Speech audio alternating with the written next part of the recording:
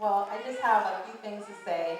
Um, but first, I just want to thank all of you guys for being here. It's really a dream come true to see all of you beautiful ladies, several generations of mothers and granddaughters to be in here. So thank you so much. Um, it is such an honor to witness so many beautiful and loving mothers and daughters here today. Please give yourselves a round of applause for coming out to spend time with them. Words can't express the gratitude that my team and myself feel for being a part of something so inspirational, and it's because of all of you, so thank you. I have been blessed with a terrific, beautiful mother and two amazing, incredible daughters. I will choose them every year as the women who inspire me on a day-to-day, year-to-year basis. Because of their love, I have been motivated to bring mothers, daughters, grandmothers, sisters here today. It is so important that we as women and girls take time to hold each other's hand, hug one another, and be appreciative of one another. The only love in comparison to a mother's love is a daughter's love. So it is important that we take time to celebrate one another because no one gets us like us.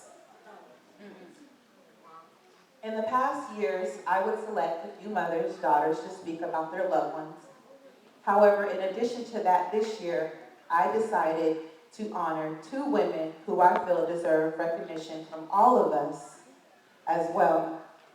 The two women that I chose have no idea who they are, and I would like to start off by explaining why I chose them. The first lady who I have chosen to recognize is a woman who I have known all my life.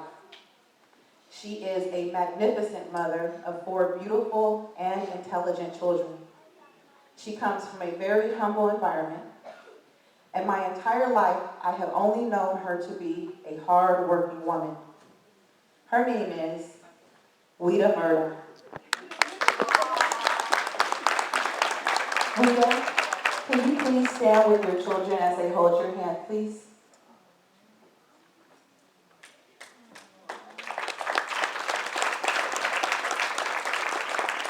You can stand on the side of your mouth. Just like on the way.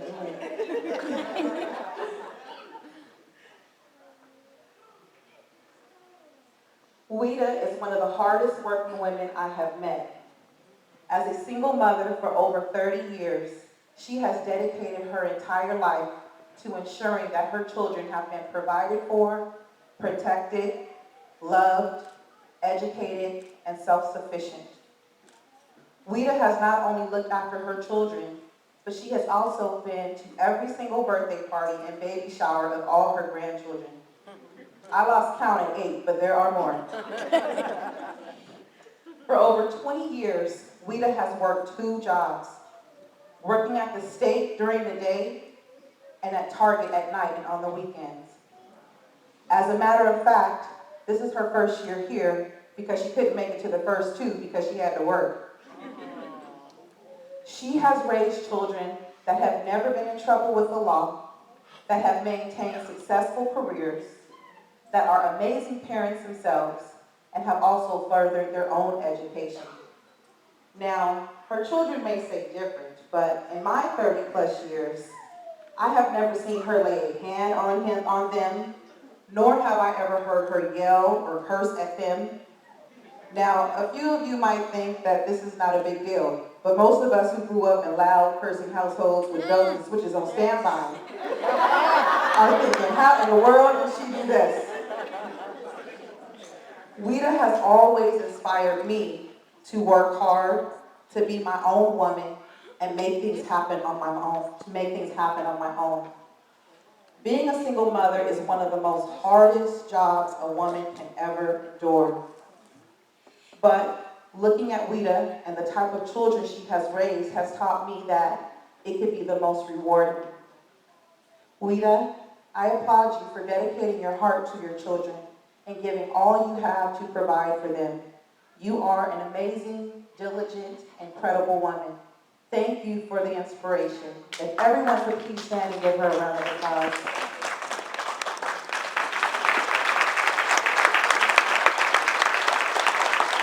Thank you.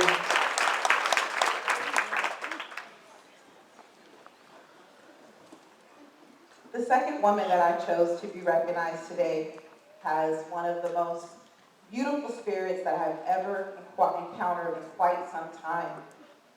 I met her while pursuing my love of fitness, which by the way is how I introduce myself, but that's another story. She was the first African-American woman that I had as a fitness instructor. Miss Deborah Scott, can you please stand with your daughter, Asia?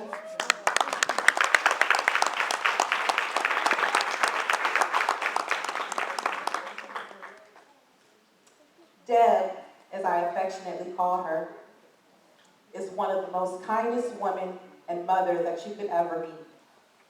For years, after I would take her fitness class, which was so incredibly motivating, her and I would relax and talk and burn up in the dry sauna. It was a routine we often took after working out. I always marveled at how she would speak of her daughter Asia, how happy she would get, and her eyes would light up. I often forgot how old Asia was because it was if she were speaking about a baby. So I often asked, how old is she again?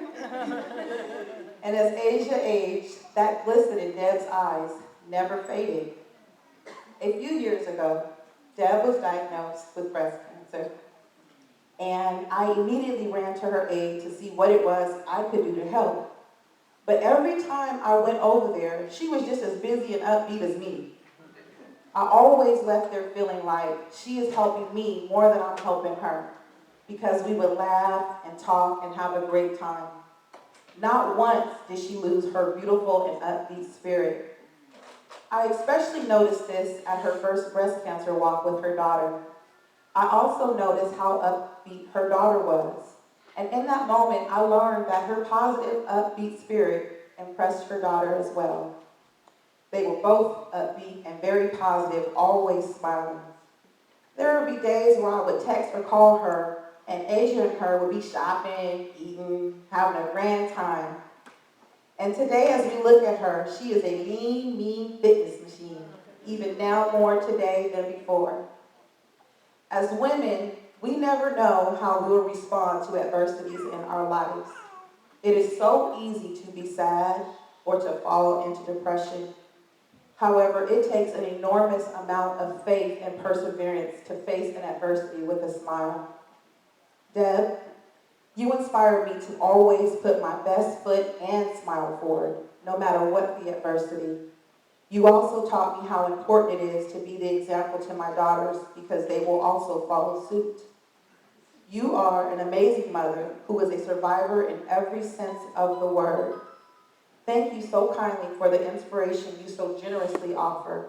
If everyone again could please stand and give Miss Deborah and her daughter a round of applause.